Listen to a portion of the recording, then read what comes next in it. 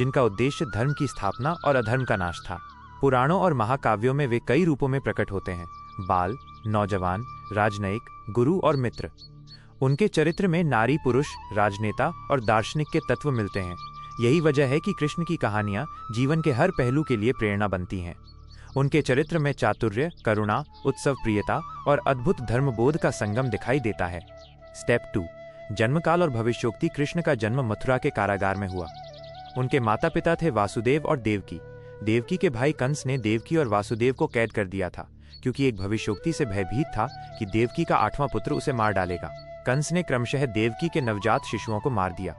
जब कृष्ण अवतरित हुए तो जन्म के साथ ही भविष्य का आभास था। उनका जन्म अधर्म विनाश के लिए तय था। स्टेप 3, यमुना पार और गोपालों के पास पहुंचना। जन्म होते ही घर पर दिव्य घटनाएं हुई। वासुदेव को निर्देश मिला कि वे अपने नवजात को गोकुल पहुंचाएं। वे यमुना में शिशु को लेकर पार उतरे। नदी तत्काल शांत हुई और द्वार खुल गए। वासुदेव ने कृष्ण को नंदवृंद के गोकुल में नंद और यशोदा के साथ सौंप दिया। वहीं मथुरा में जन्म, सत्यानाश और कंस के भय का अंत लिखा जा रहा था। स्टेप 4, नंद और यशोदा के पालन पोषण। गोकुल में कृष्ण का पालन नंद बंधुओं और यशोदा माता जी ने किया। वे अपने बाल स्वरूप में विलक्षण थे। क्रीड़ा, शरारत और स्नेह के असीम स्रोत। यशोदा की ममता और नंद की सुरक्षा ने कृष्ण को सरल, नम्र और करिश्माई बालक बनाया। गोकुल के वातावरण में गाय, दही, माखन और गोधन जीवन का केंद्र बने। यही उनकी बाल लीला का मंच बना। स्टेप 5, बाल लीला, माखन चोरी और सखियां। कृष्ण के बचपन की सबसे प्रिय कथा है माखन चोर की। वे मक्खन और दही चुराकर गोकुल की महिलाओं के साथ मस्ती करते। उनकी शरारतों में प्रेम, नटखटपन और दिव्यता का मिश्रण था। गोपियां पहले बच्चों की शरारत समझकर हंसती, पर जब भगवान की दिव्य महिमा झलकी तो सब गर्व और भक्ति से भर उठी। माखन लीला में कृष्ण ने धरती के साधारण और अलौकिक अनुभवों को जोड़ दिया। स्टेप 6, बालकृष्ण द्वारा दैत्यों का नाश। कृष्ण केवल शरारती नहीं थे, उन्होंने गोकुल पर आक्रमण करने वाले कई राक्षसों का भी वध किया। मां पूतना जैसे विषैले राक्षस ने शिशु कृष्ण को विष देने की कोशिश की, पर कृष्ण ने उससे अपनी दिव्य शक्ति से निपटा। त्रिनवर्त, शाक्टासुर और अन्य दुष्टों को उन्होंने बचपन में ही हराया, जिससे स्पष्ट हुआ कि उनका जन्म सिर्फ खेल के लिए नहीं, वरन धर्म की रक्षा हेतु हुआ है। स्टेप 7, गोवर्धन पर्वत उठाना। एक प्रसिद्ध घटना है जब इंद्र की पूजा का दबाव पड़ा और कृष्ण ने गोकुल वासियों से कहा कि वे गोवर्धन पर्वत की प्रतिमा पूजा करें। इंद्र क्रुद्ध हुए और भारी वर्षा लेकर आए। तब कृष्ण ने अपने छोटे से अंगूठे पर गोवर्धन पर्वत उठा लिया और सभी लोगों तथा गायों को उसकी छाया में सुरक्षित रखा। ये लीला प्रकृति और मनुष्य के बीच संतुलन का प्रतीक बनी, धर्म का वास्तविक अर्थ दिखाते हुए। स्टेप 8, कलियामर्दन, नागनाश। यमुना नदियों के विषैले नाग कलिये ने वहां के जल को दूषित कर रखा था। कृष्ण ने नृत्य और फिल्मों की तरह कलियामर्दन कर उस नाग को हराया, उसे प्रभु की दया से सपरिवार छोड़ दिया और नदी को शुद्ध किया। इस घटना ने यह संदेश दिया कि पाप की जड़ें चाहे कितनी भी गहरी हों, दृढ़ता और धर्म बल से उन्हें निर्मूल किया जा सकता है। स्टेप 9, रासलीला और गोपियों के साथ प्रेम। कृष्ण की वंशी की धुन पर रासलीला गोकुल की सांस्कृतिक आध्यात्मिक चरम सीमा थी। राधा और अन्य गोपियों के साथ वो नृत्य मात्र एक नाटकीय खेल नहीं था, ये भक्ति, आत्मा का संगीत और परम प्रेम के रूपक थे। राधा कृष्ण का प्रेम संपूर्ण भक्ति परंपरा का केंद्र माना जाता है, जहां जीव और ईश्वर का मिलन प्रेम के माध्यम से होता है। स्टेप 10, किशोरावस्था।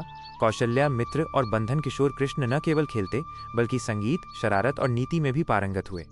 वे गायों के रक्षक, साथ ही युवाओं के नेता और गोप समाज के चिरप्रिय रहे। उनकी वंशी की ध्वनि से पूरा वृंदावन मंत्रमुग्ध हो उठता। इस समय उन्होंने अनेक सामाजिक और नैतिक मूल्यों का आदान प्रदान भी किया, जिससे उनका व्यक्तित्व और भी परिपक्व हुआ। स्टेप 11, मथुरा लौटना और कंस का वध। समय के साथ कृष्ण और बलराम वापस मथुरा पहुंचे।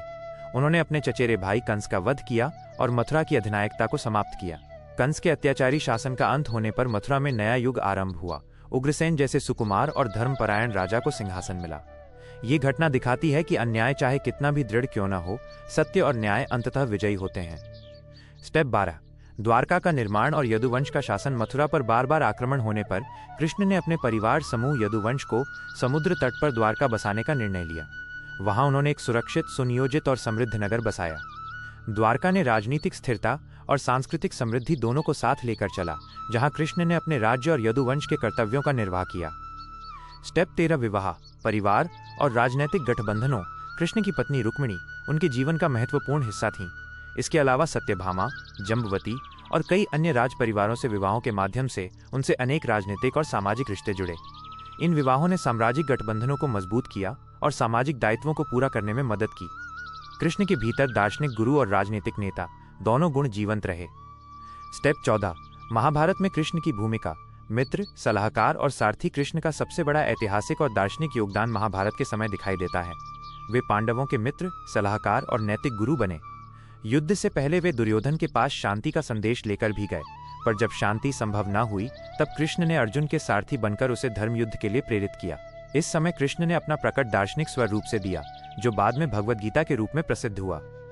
स्टेप 15, भगवद गीता। धर्म, कर्म और भक्ति का सार। युद्ध भूमि में अर्जुन के कठिन मनोबल के समय कृष्ण ने गीता का उपदेश दिया, जिसमें कर्मयोग, ज्ञान योग और भक्ति योग के मार्ग स्पष्ट किए गए। उन्होंने कहा कि इंसान को फल की इच्छा छोड़कर अपने धर्म का पालन करना चाहिए। आत्मा नित्य और अपार है और सही कर्म ही जीवन को अर्थ देते हैं। भगवद गीता भारतीय दर्शन और मनोविज्ञान का अद्वितीय ग्रंथ बन गई। स्टेप 16, अंतिम दिवस, विरासत और उपदेश।